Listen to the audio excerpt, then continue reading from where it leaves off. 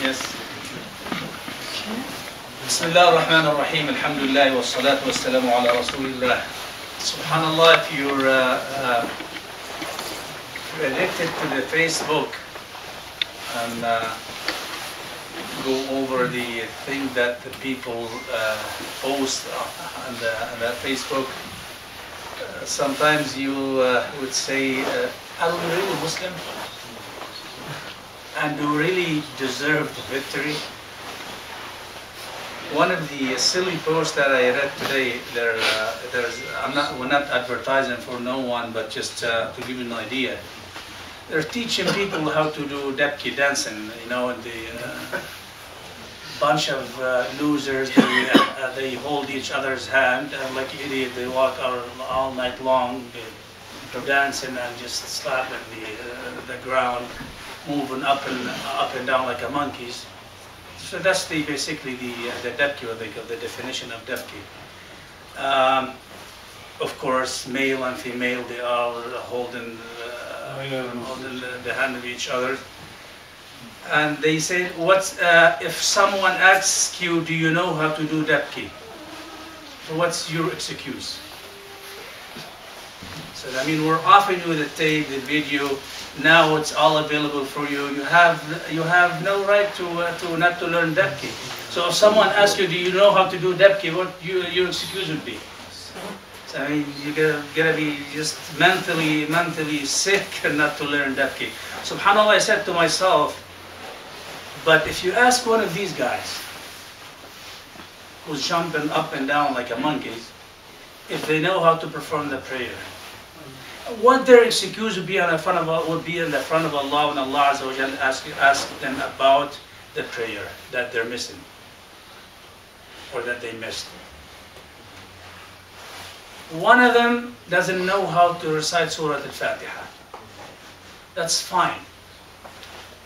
About the religion's affairs, that's fine to be ignorant with it. You don't have to learn it. But to be ignorant with debki, that's that's something cannot be forgiven.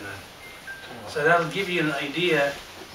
Subhanallah, shayateen al-ins, they're worse than the shayateen al-jinn. The devil, the human devil, wallahi, are worse than the devil himself. Why? Because the shayateen al-ins, they speak your language. They speak your language. They walk with you. They live with you. They talk to you. They socialize with you. And basically, at sometimes some of them, they will make you feel like so stupid if you don't do their way. ولولا أن ثبتناك لقد كدت تركن إليهم شيئا قليلا. الله عز وجل قال للنبي ولولا أن ثبتناك لقد كدت تركن إليهم شيئا قليلا إذا لأذقناك ضعف الحياة وضعف الممات ولا تجد لك من دون الله نصيرا. يعني الله عز وجل يقول لو أن النبي صلى الله عليه وسلم لان للكفار شيئا لأذاقه الله ضعف الحياة وضعف الممات. النبي صلى الله عليه وسلم, Allah Azza wa Jalla telling the Prophet of Allah, if you only yield to the disbeliever just an inch, we will make you taste double of the punishment in the worldly life and the hereafter. ضعف الحياة وضعف الممات. And Allah Azza wa Jalla talking to the Prophet of Allah. So what about us? You look, people, they show no interest of learning the basic of their deen, subhanallah alayhi. Wallahi. They don't want to learn the basic of their deen. But subhanallah, dancing, singing, and واستفزز من استطعت منهم بصوتك وأجلب عليهم بخيلك ورجلك وشاركهم في الأموال والأولاد وعدهم وما يعدهم الشيطان إلا غرورا. أبدا. وما يعدهم الشيطان إلا غرورا. The promise of the shaitan, all false, wallahi. But people, for somehow, they believe the shaitan and they disbelieve in Allah Azza wa Jal. Even though they live in His kingdom and they're seeking His assistance and His bounties on a daily basis, every second, but they fulfill the commandment of the shaitan. So ask Allah Azza wa Jal to save us all and save our family. وعن وائل بن حجر رضي الله تعالى عنه قال صليت مع النبي صلى الله عليه وسلم فوضع يده اليمنى على يده اليسرى على صدره. So inshallah now we're gonna know the ruling about placing your hand in the salat. Where do you actually place your hand? So now we know the sunnah. فوضع يده اليمنى to place your right hand and your left hand. So this is something all the scholars, they all agreed on. There's no doubt, with the exception of Imam Malik. I think Imam Malik يرسل يديه في الصلاة. According to Imam Malik, you don't have to put your hand on your right hand and your left hand side. You just let them on your side in the prayer. But the majority of the scholars, they all agree, you place your right hand and your left hand. Now where? Under your belly, above your belly, on your chest. Some people, so there's a hadith. So the most authentic hadith that we all agree, that all the scholars agree on, that the Prophet of Allah used to place his right hand and his left hand. So that's, we all know that's fact. Sunnah. This is not rukn, this is sunnah. Now where? Under your belly, between your chest and your belly, on your chest. Do you actually hold your left hand like that, or you just place it on it? There are so many hadith, and not even a single authentic hadith about the position where you place your hand, here or here or here. Not even a single one of them. All the hadith, they are hadith da'ifa. And so Imam al-Hanafi took this position. You place it under your belly. But the scholar said, no, the hadith that Imam al-Hanafi used is hadith da'if, so we're not going to take it. So they took another hadith that Prophet Muhammad ﷺ shows that, or the Sahaba, not the Prophet of Allah. The Prophet of Allah said, وَضَعْ يَدَهُ عَلَى يَدِهِ الْيُسْرَى. So how come we got so many different opinions from the action of the Sahaba? From the action of the Sahaba. And usually when the Sahaba, they do something, they do it because they saw the Prophet of Allah doing it.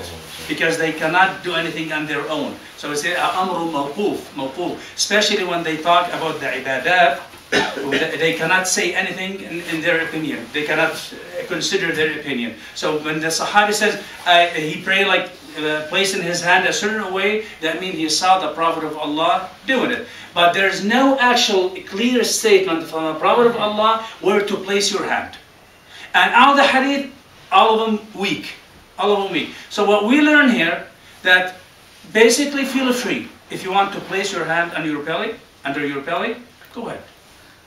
If you want to go to, according to Imam Shafi'i, or above your belly and under your chest, go ahead. If you want to put it on your chest, like Imam Ahmad, go ahead. But you should know, none of the hadith is very authentic hadith. All of them weak. The scholar, they have so many discussion on every single hadith. And again, add to your knowledge here, it's sunnah. It does not affect your prayer whatsoever. And male and female are the same. There are some people, they think that the female, they pray, they just place their hand on their chest, and that's especially for the female. This is not right.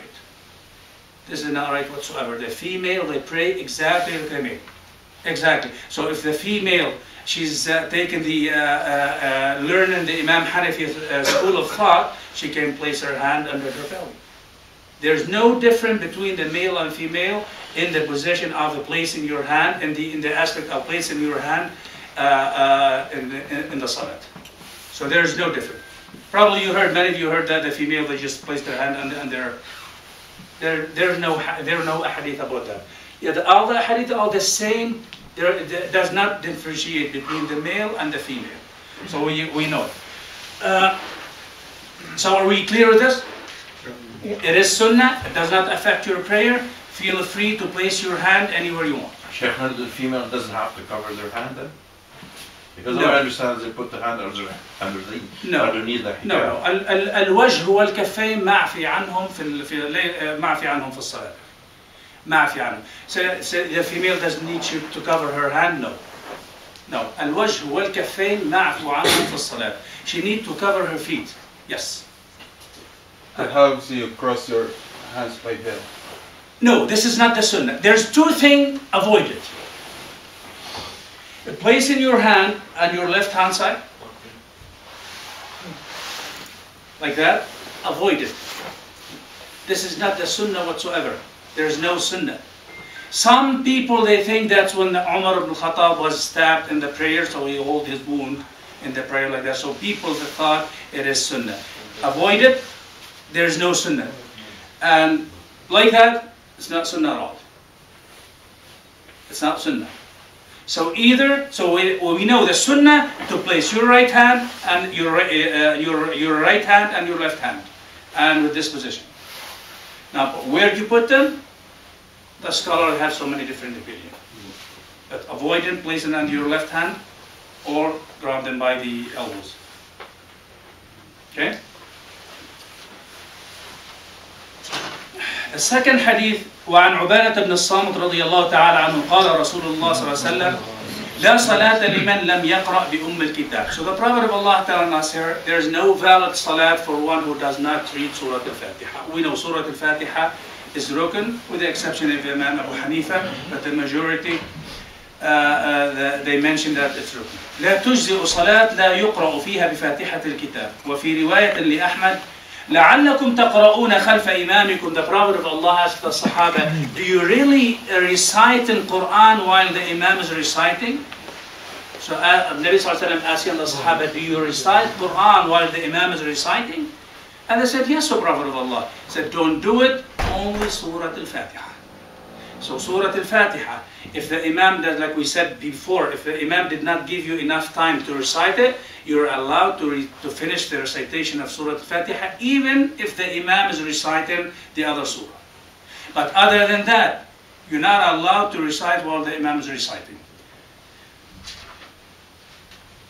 وعن أنس رضي الله تعالى عنه أن النبي صلى الله عليه وسلم وأبا بكر وعمر كانوا يفتتحون الصلاة بالحمد لله رب العالمين. This is another issue about the Bismillah ar-Rahman ar-Rahim. And we mentioned it, but we just go over it in the hadith. Do you really have to mention Bismillah ar-Rahman ar-Rahim at the beginning of Surah Al-Fatiha? No. According to Imam al-Shafi'i and Imam Ahmad, it's part of the Fatiha. It's part of the Fatiha. But this hadith متفق عليه, mentioned by متفق عليه Bukhari and Muslim, كانوا يفتتحون الصلاة بالحمد لله رب العالمين. They used to begin the prayer by saying الحمد لله رب العالمين. So Bismillah ar-Rahman ar-Rahim wasn't mentioned in the hadith whatsoever. And hadith متفق عليه. So if you begin your recitation, you can like we said before, to get yourself out of the اختلاف of the fuqaha, you say Bismillah ar-Rahman ar-Rahim with a different tone. Not so loud, you don't conceal it, and you don't really reveal it. So, Bismillah ar-Rahman ar-Rahim, and then you start Bismillah, Alhamdulillah Rabbil Alameen.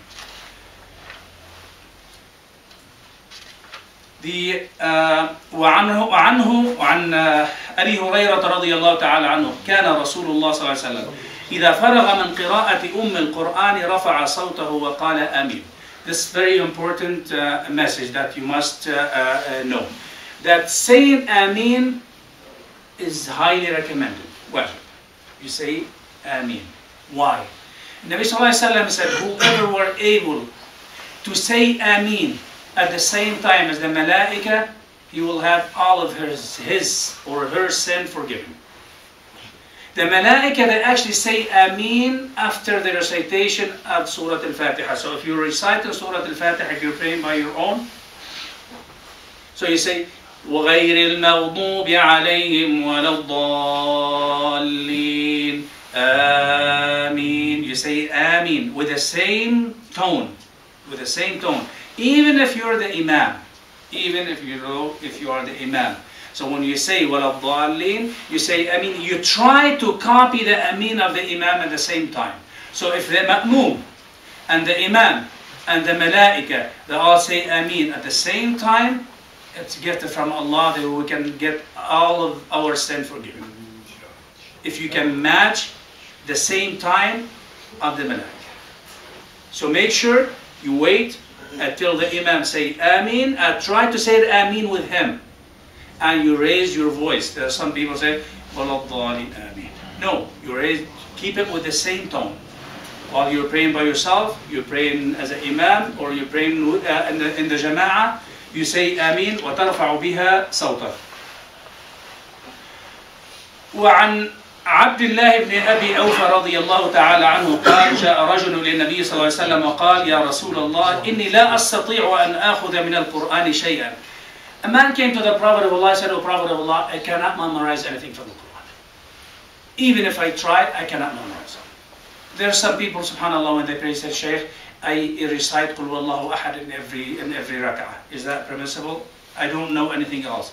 It is permissible.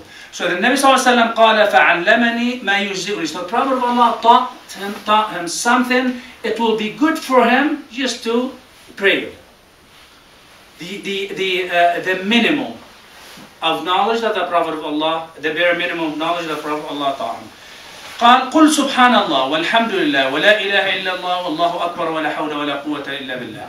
Now, according to Imam Ahmad, there is no excuse to not to know the basic of your religion if you're living with the Muslim society or Muslim community. So you cannot say on the Day of Judgment, I don't know any better, there's no Islamic school. No, you must seek knowledge. At least the bare minimum of the fara'id, what you need to do the most. So if I have to pray, so I must seek the knowledge of salat, the etiquette of salat, ahkam salat. Now I have to fast, so I must seek the knowledge of siyam. I cannot afford to say on the Day of Judgment that I didn't know any better.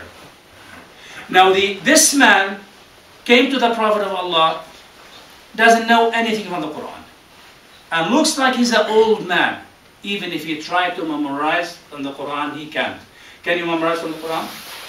Probably the most of you, we recite whatever that we learn in the young age. And this is a blessing from Allah Azza wa Jalla. We were born Muslim, and our parents, they taught us the Quran. This is alhamdulillah, this is ni'mah, wallah. This is ni'mah. Whatever we learn in the school, we've been practicing it now. But can you memorize anything now? If you memorize it today, you'll forget it tomorrow. Due to the daily affairs and all of the worries, subhanallah, and the sickness, and people, they just have a hard time memorizing anything. But let's say someone convert to Islam now. He doesn't know the Fatiha. How did he pray? What did he recite? So we tell him immediately, say subhanallah, walhamdulillah, wa la ilaha illallah, wallahu akbar. Leave the Fatiha now. Now it's good enough for you to say subhanallah, alhamdulillah, wa la ilaha illallah, wallahu akbar. Because this is what the Prophet of Allah told the man. The man told him, I don't know anything. So the Prophet of Allah immediately gave him a medicine, a temporary medicine. You know what? It's going to take you time to memorize Surah Al-Fatiha. Now let's start to subhanallah, alhamdulillah, wa la ilaha illallah, wallahu akbar. It's an easy thing to say. You say in the prayer, and you can learn Surah Al-Fatiha after. And this is a great message to our brothers who are sitting at home watching TVs and they don't know how to any surah of the Quran. Now you cannot say on the Day of Judgment, I did not know any better. You must seek knowledge. If you put a schedule for yourself, Qul Wallahu Ahad, memorize Qul Wallahu Ahad, and then stop there. Keep reciting Qul Wallahu Ahad in your prayer for a month, and then until it will be like it's in your mind. You cannot forget about it anymore. And then move on to the second surah. And just keep repeating yourself. You gotta find yourself by end of the year memorizing 10 surahs of the Quran. But you must seek knowledge. You cannot remain for the rest of your life saying subhanallah, alhamdulillah, wa la ilaha illallah, wallahu akbar. That doesn't do you any good. That's a temporary medicine that the Prophet of Allah offered this to his old man. So we tell the old people or the non-Arabic speakers who cannot memorize, okay, what do you know to read? Alhamdulillah Rabbil Alameen. May Allah Azza wa Jalla bless you. Just recite Surah Alhamdulillah, Alhamd. Just say. But what happened, they have to be careful, they cannot lead the prayer. They cannot lead the prayer with Alhamdulillah Rabbil Alameen alone. So if someone, the non-Arabic speaker, who cannot memorize anything from the Quran, they should not lead the prayer. Even if there's someone who can recite the Quran better than them. because they only know the bare minimum, right? The bare minimum is not good enough if there's someone more advanced in it. So please pray, brothers, we have to educate ourselves, educate our children, and you know that on the day of judgment, your own son will hold you accountable. Wallahi, your own son, your own family will hold you accountable in front of Allah Azza wa Jal. So the dabki, the dancing won't do you any good there. Wallahi. Quran. أول ما يحاسب عليه العبد صلاته.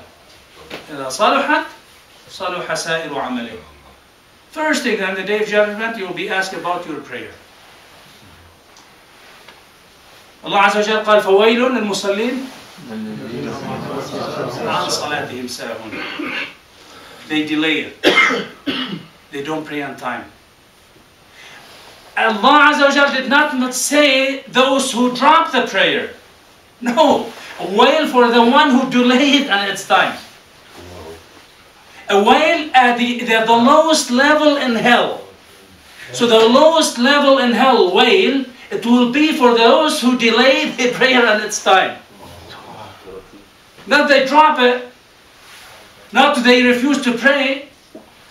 They don't say tomorrow, not the time now, I'm busy, I'm playing card, I'm going to visit my friend. No, they just delay it at its time. So it's the Dhuhr time. Well, I'll pray an hour later, and the next thing they know, it's the Asr time. They didn't pray the Dhuhr yet. So those such a people, they get hell. Wail, the bottom of hell. وَيْلٌ لِلْمُصَلِّينَ الَّذِينَ هُمْ عَنْ صَلَاتِهِمْ سَهُونَ. Another gets from Allah. Allah Azza wa Jalla did not say فِي صَلَاتِهِمْ سَهُونَ. Oh, إذا لو كان في صلاتهم, you forget ساهون in their prayer. Finish for us. Oh, none of us will be saved on the day of judgment. So it's mercy from Allah Azza wa Jal. Even though that you are praying and you say wajjahtu wajhi and you're thinking about your daily affair, still Allah Azza wa Jal accept your prayers. Could you imagine if you go to talk to the president and you just sit looking at all the beautiful things in the castle, and you're talking to the president, would he accept your conversation? Unless you look at him eye to eye and you give him 100% of your body, there, he would not even listen to you. But Allah Azza wa Jalla will say, وَجَّهْتُ وَجْهِي الَّذِي فَطَرَ السَّمَاوَاتِ وَالْأَرْضَ. Our mind 1,000 miles away, and still Allah Azza wa Jalla accept our prayers. You say after the prayer, Alhamdulillah, you say Astaghfirullah, Allah Azza wa Jalla accept from you. You pray Sunnah, it will make up for you the lack of your performance on the Fard. Sunnah is very important. Anytime you pray the Fard, pray the Sunnah, it will make up for your lack of performance. So do not underestimate the Sunnah. Ask Allah Azza wa Jalla to accept our deed.